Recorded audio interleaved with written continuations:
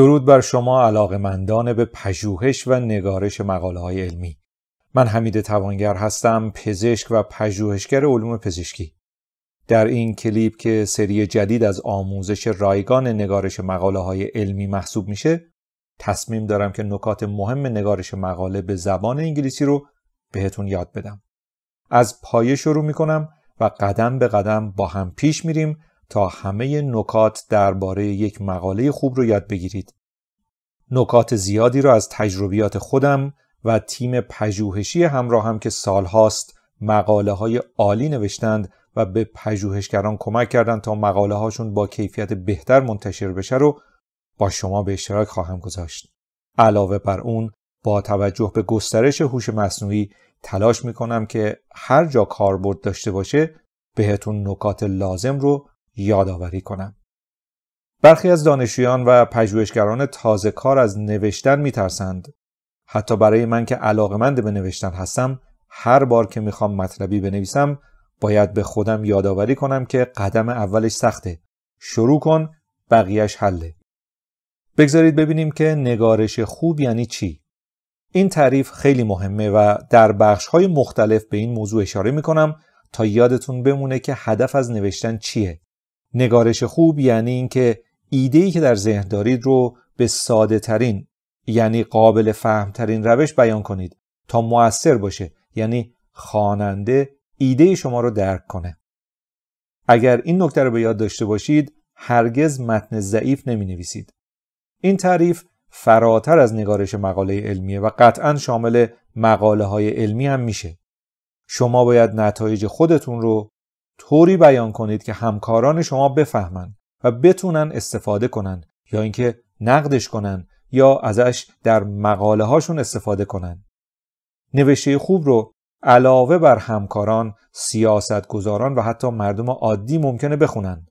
مهم اینه که حرف شما باید درک بشه. عده‌ای ممکنه بگن نوشته خوب یعنی فاخر و با شکوه باشه. خب من هم انکار نمی کنم که نوشته خوب باید فاخر باشه، یعنی از واژه‌های مناسب و متناسب با مخاطب و موضوع استفاده شده باشه.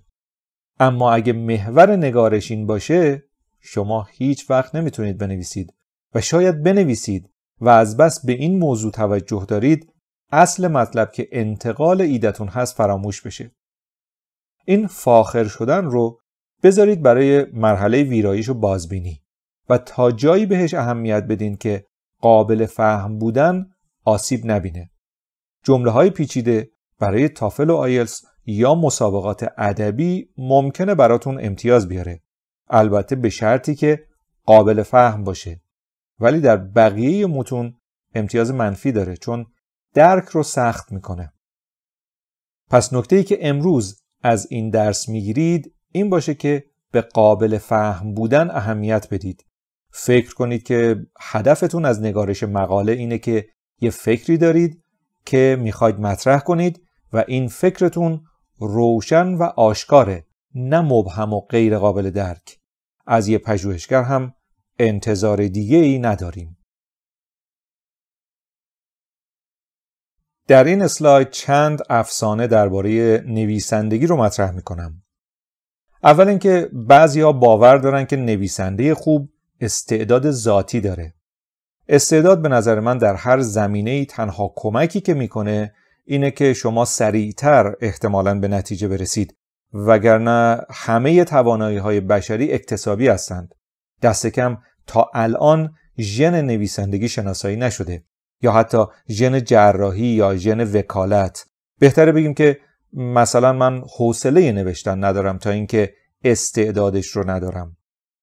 دیگه اینکه برای نویسنده شدن باید سالها زبان تخصصی بخونید یا اینکه نیاز به ذوق هنری هست. یعنی اگه ذوق هنری نداشته باشید نمیتونید بنویسید. مگه شما میخواید جایزه پولیتزر یا نوبل برنده بشید؟ قراره بنویسید تا دیگران بدونند چی در ذهن شما میگذره و به چه یافته هایی رسیدید. همین.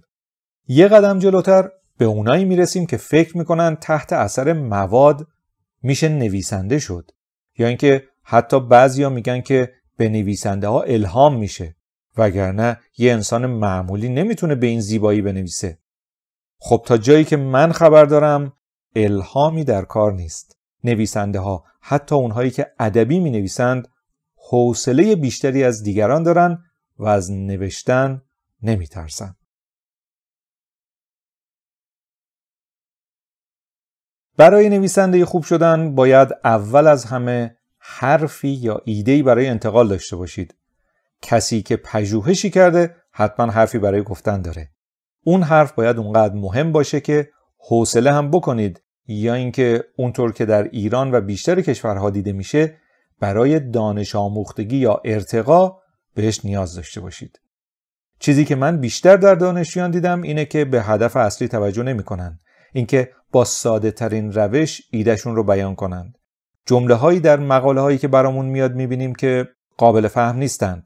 شاید به جرئت بتونم بگم که بیشترین اشتباهی که در نوشته های علمی دیدم اینه که جمله های طولانی می نویسند که اواسط جمله نویسنده هم یادش میره چی میخواسته بگه و برای همین خواننده هم دچار ابهام میشه. یکی از اشکالات در متون علمی اینه که تفاوت معنادار رو با ارتباط معنادار جابجا می نویسند. گاهی متغیرها رو اشتباه می نویسند. یه متغیر در ذهنشون هست و یه چیز دیگه جاش می نویسند و از این دست اشتباهات. نکته بعدی این که منطقی فکر کنید. میدونم که هیچ کس معتقد نیست که غیر منطقیه، ولی وقتی دارید می نویسید دیگران باید منطق شما رو درک کنن و راهش اینه که بر پایه یافته‌های علمی و قابل استناد بنویسید.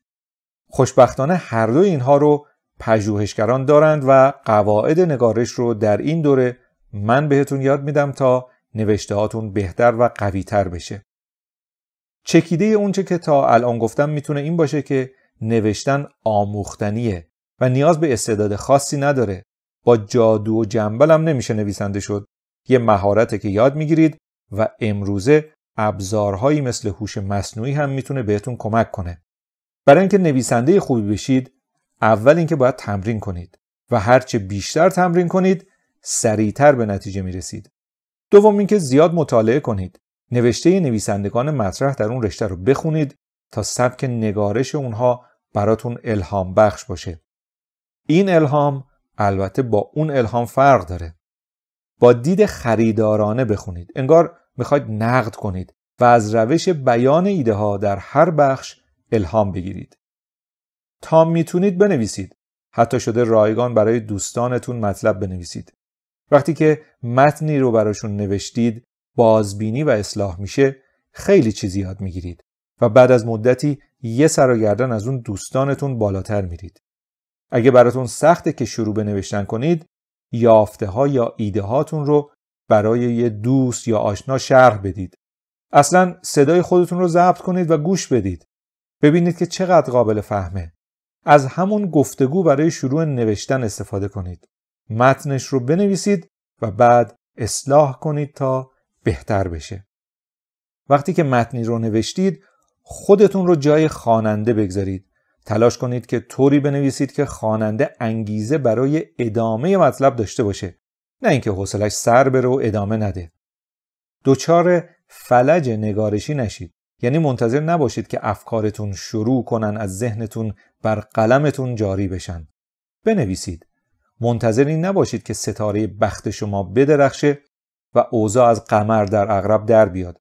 آمادگی لازمه، ولی برای عقب انداختن نگارش بهانه تراشی نکنید.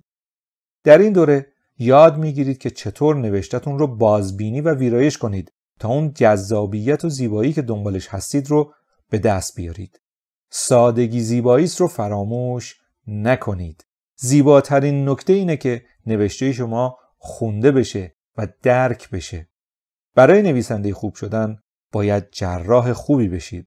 از بریدن مطالب و کلمات اضافه و نامربوط نترسید. با جرأت و بیرحمانه تیغ جراحی رو به نوشته خودتون بزنید تا زیباتر بشه.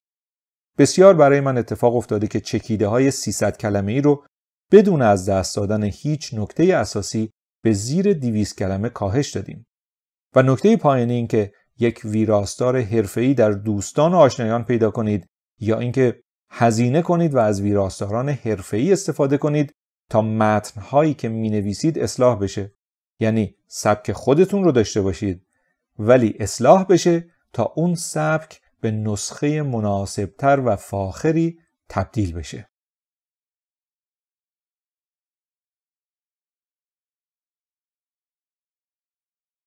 ترانه داستان عشق یا لاو استوری یادتونه که میگفت از کجا آغاز کنم داستان عشقی را که آغاز به نوشتن مقاله هم مهمه. اینکه از کجا آغاز کنیم، از چکیده، از مقدمه، از بحث. سبک‌های مختلفی داریم و بسته به اینکه شما با کدوم راحت ترید میتونید از اونجا شروع کنید. ولی در همه سبک‌ها هیچ وقت از چکیده یا نتیجه گیری شروع نمی‌کنن. اینا بخش‌های پایانی کار محسوب میشن. غلبه بر اضطراب و ترس از نوشتن که منجر به فردافکنی میشه به نظرم نخستین گام برای شروع نوشتنه. همونطور که بارها گفتم نوشتن برای همه سخته و ما هم از کار سخت فراری. یکی از راه‌های غلبه بر اضطراب نوشتن اینه که مطلبی که میخواید بنویسید رو مثل داستان بیان کنید. همینطور که دارید حرف میزنید کم کم ایده ها کنار هم قرار میگیره و نوشته در ذهن شما جان میگیره. پیشنهاد من اینه که یک برنامه دیکتافون داشته باشید و شروع کنید به بلند فکر کردن و اون برنامه حرفهای شما رو تبدیل به متن بکنه. اگر برنامه یا اپی ندارید میتونید از گوگل ترنسلیت استفاده کنید و هر چند جمله رو که نوشت کپی کنید توی برنامه ورد.